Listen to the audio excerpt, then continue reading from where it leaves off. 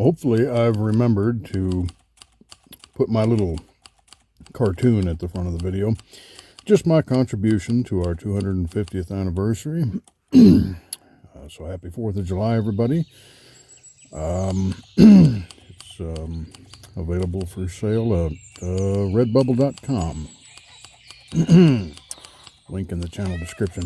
Okay, From Sea to Shining Sea is it's a book that stuck with me over the years, and I wanted to talk about it for the 4th of July. It's kind of a patriotic book, but it doesn't treat America like some kind of a bumper sticker, slogan or anything. It's written by James Alexander Thom. It's not it's not just a Revolutionary War novel, even though the Revolution is a huge part of it. It's a Clark family novel, and it follows the Clark family of Virginia through the birth of the country and through the western frontier, and eventually into the Lewis and Clark expedition. And that's why the title matters. It's not just some patriotic decoration title, it's literally From Sea to Shining Sea, and it's about America becoming more than 13 colonies on the Atlantic coast. This is about a country pushing west. Now, the story centers on the Clark family. Anne Rogers Clark and John Clark were the parents, and their children included George Rogers Clark and William Clark. William Clark, most of us probably know, but not George Rogers Clark. So William Clark, obviously, he's the Clark in the Lewis and Clark expedition. So this book has a very, very broad spectrum to it. It starts around the Revolution, but it does not stay in the neat schoolbook version of the Revolution. It goes to the frontier. It goes into families. It goes into the cost of history. It goes into part of America's founding that was not just speeches and documents and powdered wigs and paintings of men pointing dramatically at documents on a table.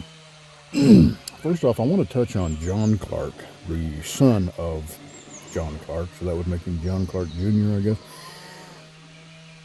He was captured in Germantown during the Revolutionary War, and he was first held in Philadelphia and then later on Long Island, and eventually he was confined on one of the British prison ships, and his experience was horrific. One secondary source identifies the ship that he was on as the HMS Jersey, the infamous prison ship in Brooklyn Harbor. And, man, the conditions were hellish. Disease, starvation, filth, crowding, vermin, bad food, bad air, and men dying all the time. John Clark survived the prison ship, but it ruined his health. He was exchanged in 1782. He came home just a wreck of a man, suffering from consumption, or what we call tuberculosis. And he died in 1884 at only 27 years old. And so the Clark family story, it's not a glorious one. It's got some sad moments in it, and it's so sad. John Clark survives captivity only to come home and die from what captivity did to him. As I remember, the book connects John Clark's death with that old line about man's inhumanity to man.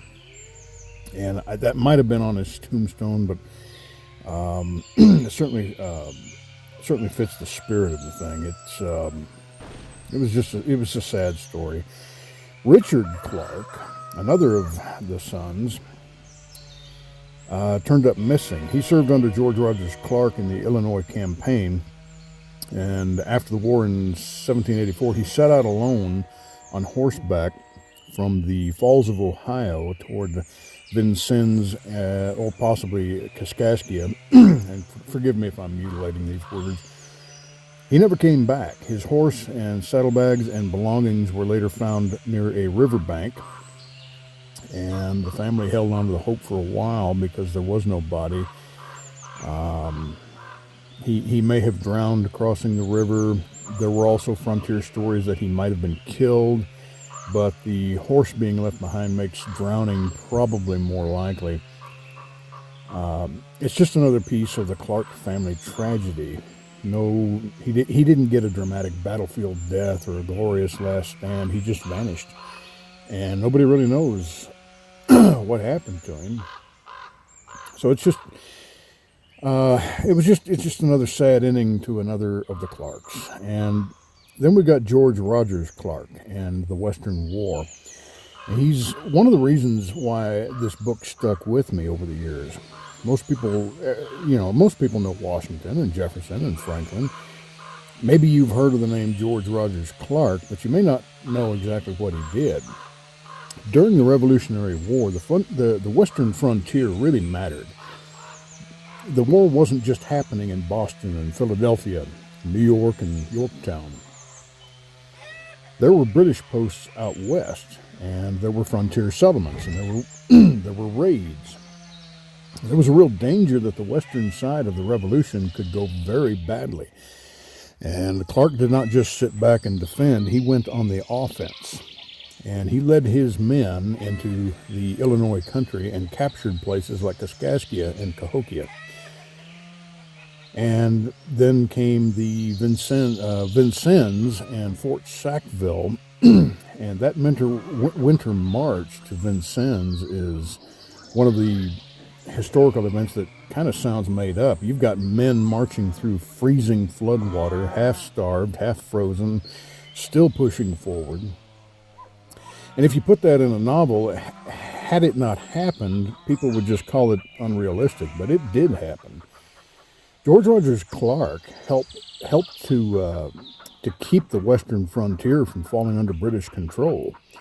Now, I'm not really sure if you could say that America would not exist without him, but I'd say that he single-handedly won the revolution in the West while Washington was over in the East. And without Clark, the western map of the United States would have looked very different.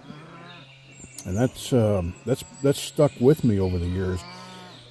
He's one of those figures that helped to make the country possible in ways people barely remember.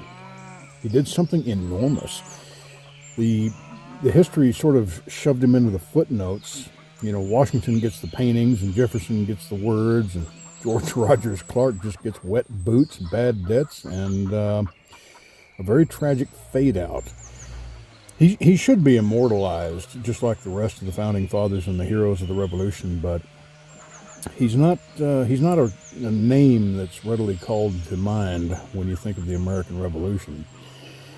George Rogers Clark's big frontier victory was the capture of Fort Sackville at Vincennes in what is now Indiana. The British commander Harry Hamilton had retaken Fort Sackville in late 1778 and was using Vincennes as a British stronghold on the western frontier. Clark was at Kaskaskia, about 180 miles away, and he knew that if he waited until spring, Hamilton could strengthen the fort and use it as a base for raids into the Kentucky frontier settlements. So Clark did something very insane. He attacked in winter. He led roughly about 170 Americans, I think it was 172 American and French militiamen out of Kaskaskia in February of 79, and it was a brutal march. He had a flooded prairie. They didn't have flood control back then. Cold water, food running out. The men were exhausted. There were points during the march that they were just wading through water for miles, and this is part of the frontier legend, and it actually happened. And by the time Clark reached Vincennes, his men were hungry, filthy, and worn down, and still somehow pretty dangerous. They were probably pretty grouchy. The local French inhabitants of Vincennes were sympathetic to Clark, and they didn't warn Hamilton.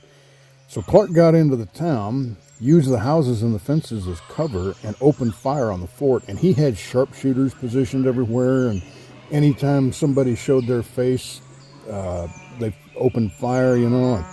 It was quite a little battle, and Clark demanded unconditional surrender. Hamilton refused at first, and then George Rogers Clark just kept up the pressure.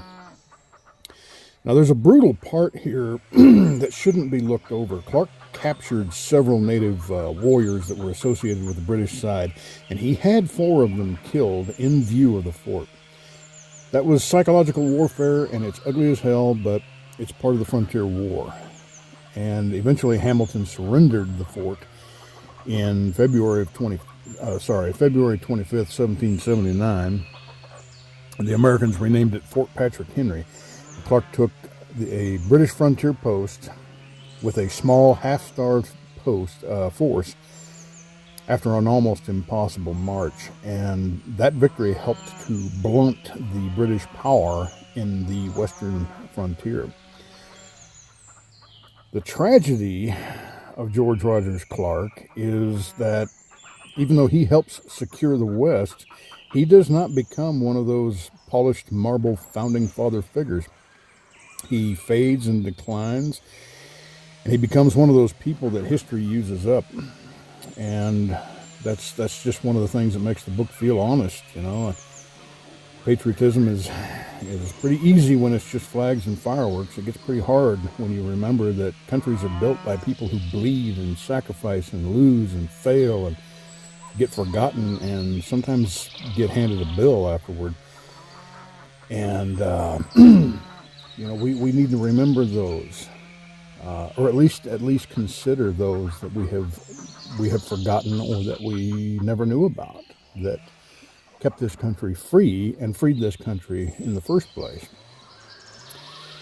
George Rogers Clark is a man who mattered, and he paid dearly, and he doesn't get remembered.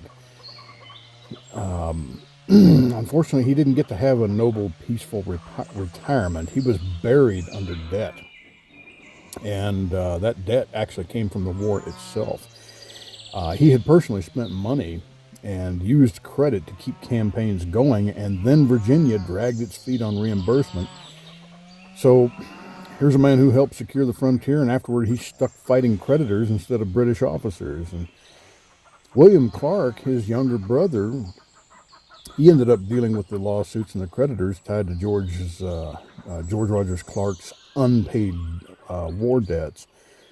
And that's a hell of a family legacy there. William Clark becomes famous for crossing the continent.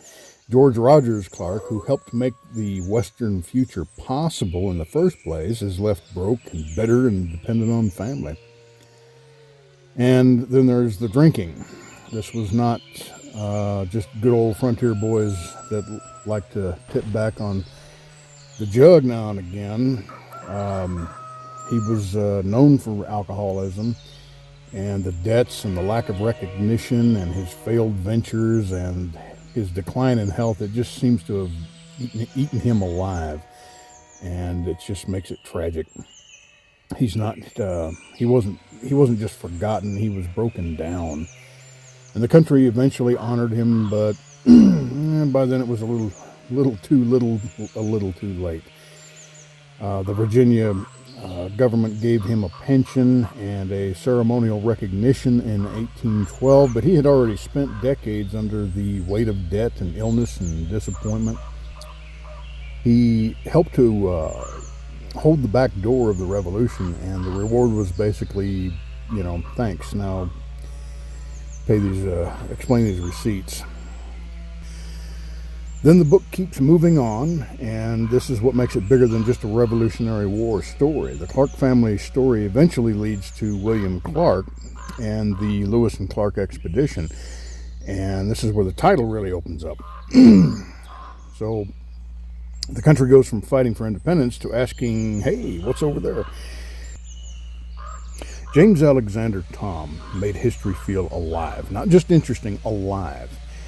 The people in this book don't feel like, names in a textbook. They come across to me like people that I could almost reach out and touch. George Rogers Clark did not feel like trivia. William Clark did not feel like, the Clark half of the Lewis and Clark expedition. Sacagawea or Sacagawea, I'm never sure how to pronounce that. She doesn't feel like just some image on a coin somewhere. And York, he doesn't feel like a footnote. These people, he makes these people feel like real human beings, hungry, tired, angry, loyal, brave, flawed, scared, stubborn human beings. Some historical fiction makes it feel like somebody just kind of dried out all the facts, and this book does not feel that way. This is a book that made these people feel real. In Sacagawea, one of the scenes that stuck with me was Sacagawea being reunited with her brother, and that's a historical fact, but it becomes very human in this book. And she had been taken from her people years before, and then during the expedition she encounters the Shoshone and realizes that the chief is her brother. And this is not just important because the expedition needed horses or something. It's important because history suddenly stops being a map at this point.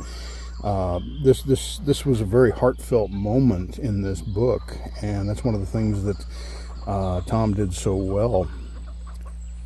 And then you've got York. York was a slave. He was enslaved by William Clark. He went on the expedition. He worked, he hunted, he helped, he contributed. And as they got further west, he was treated in a lot of ways like he was part of the team, because their survival demanded it. And then, but he was still a slave. And when the expedition came back east, the practical freedoms of the journey vanished. And other members of the Corps, they were paid and rewarded. And York was denied that same kind of reward. He was denied freedom. And this is the kind of thing that makes patriotic history a lot harder and a lot better, because if you leave York out of the story, maybe you clean up the story a little bit, but it also becomes a lie. York crossed the continent, and he helped the expedition survive. And when he came home to a country that still did not believe that his labor and courage and humanity entitled him to freedom. Unfortunately, that was America at the time. Not the whole story, but that was part of it, and we have to acknowledge that. And if you're going to talk about patriotism honestly, you do not get to cut out the parts that makes history awkward. We have to acknowledge our past mistakes and acknowledge our heroes wherever we find them. That's why From the Sea to Shining Sea feels so patriotic to me. It doesn't pretend that America was this pure, clean story. It's not because it doesn't wave flags, and it doesn't just sing patriotic songs. It takes the country and the beginning of the country very, very seriously. And it shows the courage and the ambition and the sacrifice and the brutality. It shows the people who became famous, and it shows the people who were forgotten. It shows the people who helped build this country and still got cheated by it. And that's a bit more honest of a kind of patriotism. Honestly, it's a lot more interesting. And somehow, as far as I can tell, From Sea to Shining Sea still does not have an audiobook. And this is a travesty. This is an 896-page historical epic about the Clark family, the Revolution, the Frontier, and the Lewis and Clark expedition. And if a book ever needed an unabridged audiobook, this is one. This is not a book that you casually knock out while you're waiting on the microwave to beep. This is a book that you endure, you survive it. And I mean that as a compliment. Put this thing on audiobooks, for crying out loud. Somebody with the right voice to carry people through it. This book deserves to be heard as well as it deserves to be read. Now, in closing, John Clark and Anne Rogers Clark, they had 10 children, and when you look at those children, it stops feeling like this family just kind of participated in American history. This family was American history. They suffered from the acts of the British as well, and George Rogers Clark, he shaped the Western frontier. of the Revolution, or the Western Front of the Revolutionary War. William Clark helped lead the expedition to the Pacific after the Louisiana Purchase. John Clark, he was captured, imprisoned, and came home dying from what captivity did to him, what the British did to him. Richard Clark just vanishes from the frontier and becomes one of those awful family mysteries with no clean ending. The daughters married into prominent frontier families and became part of the Kentucky-Virginia settlement world there. And so this is not just a famous family with one or two big names. This is a family whose household was sitting right in the path of the Revolution, the frontier, the westward expansion, slavery, war, settlement, and national myth-making. So for the 4th of July, that's just what I wanted to talk about. Not because it gives you a clean version, because it certainly doesn't. From Sea to Shining Sea is a very patriotic book because it makes American history human and real. And real human history is never clean. It's brave and cruel and funny and tragic and muddy and glorious and shameful, and it's complicated. And it's ours. America was not built by slogans. It was built by real people. And From Sea to Shining Sea is one of the books that makes me feel that. So in closing, happy 4th of July, America. Aren't you glad you're free?